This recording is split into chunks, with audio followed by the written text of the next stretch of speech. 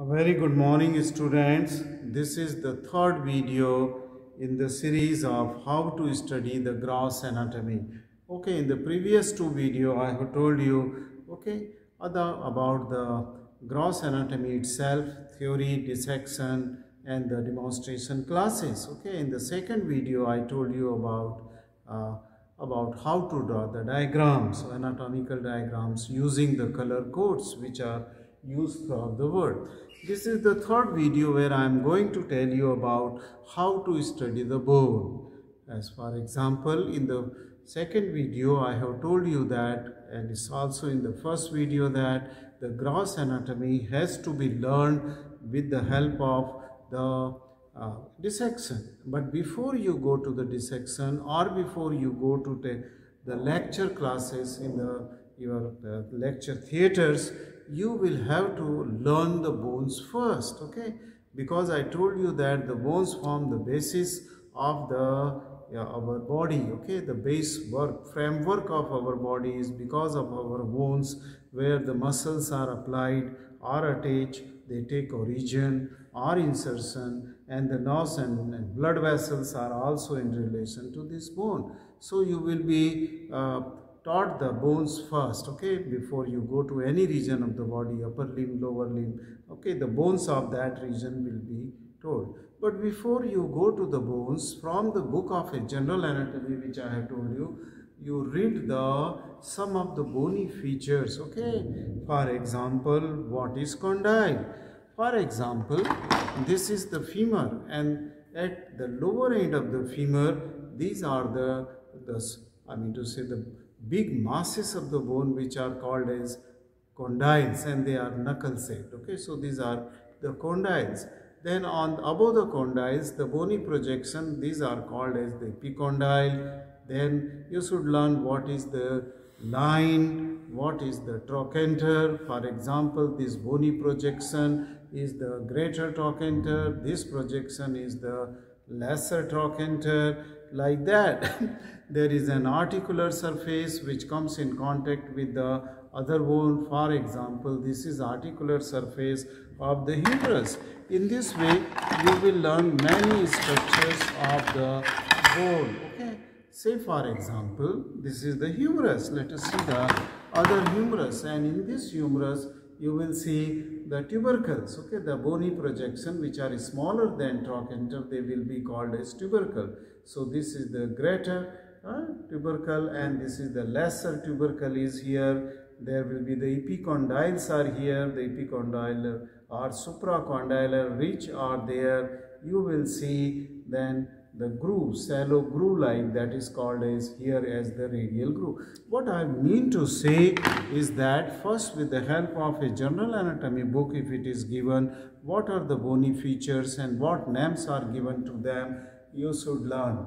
Or you open a book of the osteology, and with the help of the osteology book, these bony features that should be learned first. That is the first step in the learning of the bones, okay, bones, which you will be taught in the small classrooms. That means in a small groups, say for consisting of 25 students, there will be a teacher similar to me, where I am standing, and will be standing near the blackboard. There will be a tray of the bones like this, okay, full of the bones. He will be holding a bone which he is teaching you, and then he will be distributing the bones or your own bones. You should sit in the demonstration class of the osteology, okay, with the bones. Without handling a bone, you should not go into the demonstration class of the osteology, okay. That means bones, where the bones is taught, you should be there, and then with the bone it should be in your hand, then only you will be able to understand it, okay. You will able to understand. Now, what you are going to learn in the histology, the first thing, say for example, if you are going to start the dissection of the upper limb, then they will start teaching you the bones of upper limb. They will teach you clavicle, scapula, humerus, radius ulna, and the smaller bones of the hand, okay. So suppose if they are teaching you the humerus, then First, they will teach you the identification bone. So, first important aspect in learning of any bone is identification. You should know which bone is this, and how you will come to know that this is the humerus or the bone inside the arm. Now, this is the identification. How I know that you are Mr. Modi, how I know that you are Miss Sahnaz, just because I know, because your features are like that, we have identified. Similarly, the bones are identified. Okay, what bone is this? You will have to see it repeatedly and identify. So first important aspect in the osteology class or demonstration class is the identification. So please note down that the first thing you have to identify a bone. Once you have identified a bones, then what you are going to learn? You are going to learn to which side it belongs, what is called as the side determination. So first the identification, let me write it so that you can also write. First is the identification,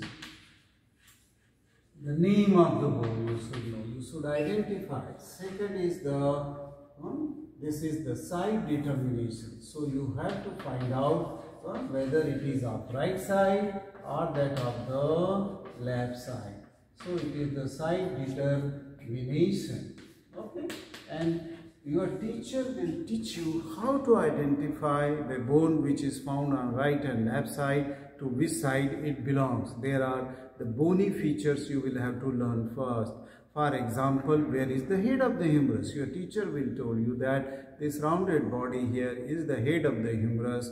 The flattened end is the lower end of the humerus. Okay, and then they will tell you some of the features. Say for example, at the lower end, it is the medial epicondyle.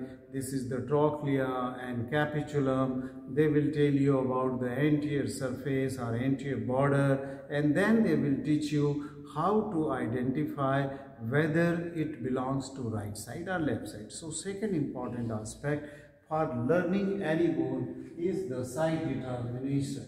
The third important aspect in learning any bone, it may be a median bone, that means a single bone found singly in the body. Okay, say for the sternum, say for example the vertebrae, they are single bones. Okay, not of the right and left side, but most of the bones, they are the right and that of the left side.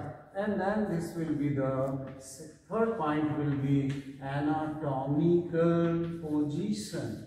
What is the anatomical position of the bone in your body? That means in the general anatomy, by this time you have learned what is anatomical position is, and this anatomical position means how, say for example, this is the bone humerus which belongs to that of the left side, how this left humerus is kept in my body when I am standing into the anatomical position. Okay, so that thing, and your teacher then third point will teach you how to hold the bone, which will tell you that it is in anatomical position. And by this time from general anatomy book you have learned that what is anatomical position and why you have to keep the bones or any organs in anatomical position in your own body. That means for anatomical position, organ or bone has to be imagined as if this bone is of your body and how it lies in anatomical position, okay, in your own body, not in the body of the person who is standing in front of you. So this is the third aspect, will be anatomical position.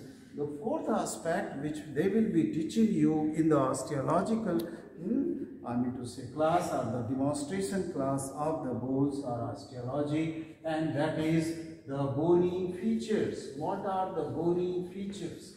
Bony features means what are the bony points? Okay. Say for example, this is the head of the humerus, this is the lesser tubercle, this is the greater tubercle, there is a groove which is called as the bicipital groove, then this is the trochlea, this is the capitulum, this is the olecranon fossa here, deep fossa is olecranon fossa, this is the bicipital groove, this is the anterior border, the medial border, the lateral border, the posterior surface, and the anterior surface like that. So many things they will teach you about the bone. This is called as the bony features or general features. Either you call them bony.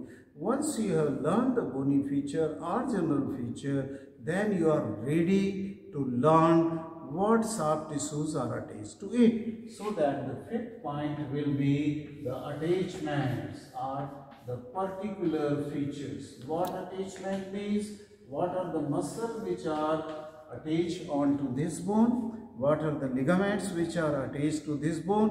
What are the other structures? Say for example, the nerves, the blood vessels, they come directly in contact with this bone. These are the will be the fifth point, that is the attachments, okay, of the muscle.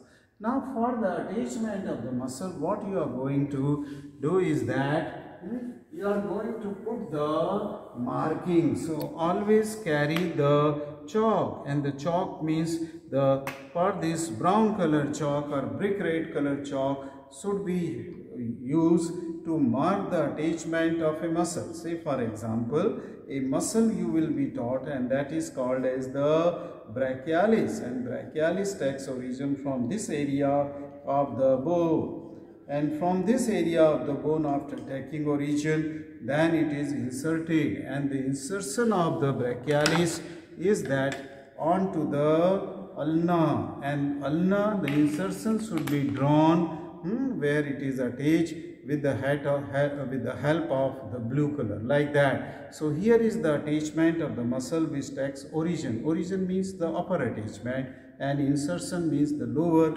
attachment is here. So in this way you will just mark the bones attachment of the muscle. Say first you will be taught the humerus, so all origin and insertion of humerus, and then they will go to the radius and ulna, so all origin and insertion of the radius and ulna will be taught to you. Similarly, they will teach you, as I said, the relationship of the blood vessels, circumflex arteries, circumflex humeral artery, anterior and posterior circumflex.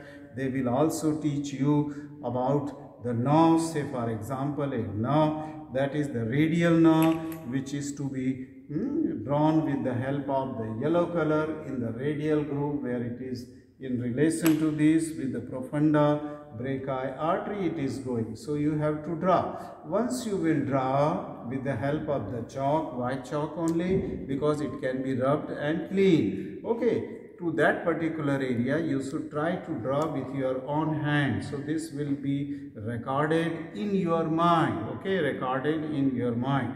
So in this way you will learn the various ligaments, various muscles attachment, relation of the nerves and blood vessel in relation to the bone. Before you have gone into the lecture theatre to attend a lecture onto the arm, or you have gone inside the dissection hall to dissect it, dissection hall to dissect it. So this is the way how. Now I would like to give you a hint that this will be quite confusing. Say that means first you will learn the humerus, and then you will learn all attachment onto the humerus, origin or insertion. But then for a muscle you should learn origin on one bone which is above, and then insertion of the same muscle into the distal bone which is maybe at inferior to that. Say for example, just now I was teaching you the origin of brachialis muscle from the anterior aspect of the humerus, lower half of the humerus, but it was going and getting attachment onto the ulna here.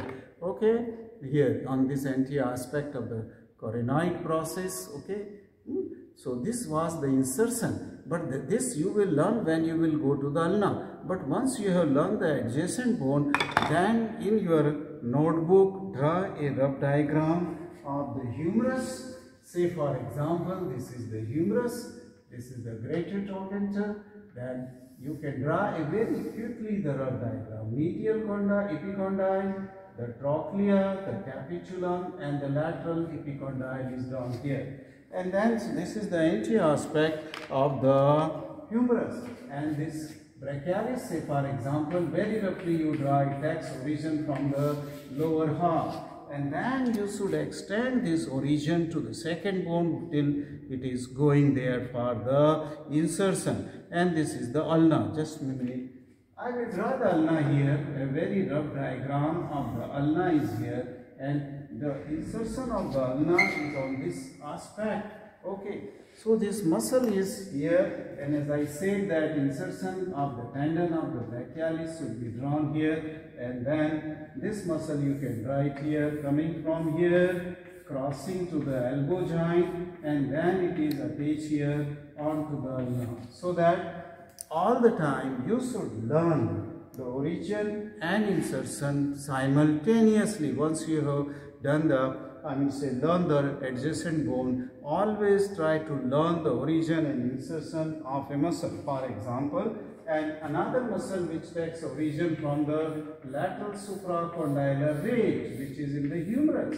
This goes on to the lateral aspect, it goes here down below to that of the radius bone and gets attachment onto the lower end of the radius. Okay, so draw the radius bone and its attachment also.